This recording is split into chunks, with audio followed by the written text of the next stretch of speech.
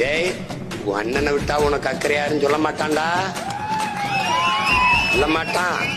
ரொம்ப ஆபத்தானவங்க வராங்கடா, ரொம்ப ஆபத்தானவங்க வராங்க. நீ உன உணர்ந்துக்கணும்டா. டிவிக்கே டிவிக்கே டிவிக்கேன்னு டேய், நீ என்ன சொல்லணும்? நாங்கள் டிவிக்கு வந்த கூட்டம் அல்ல, இந்த நாட்டின் நிலவுகிற தீய அரசியலுக்கு தீ வைக்க வந்த கூட்டம்.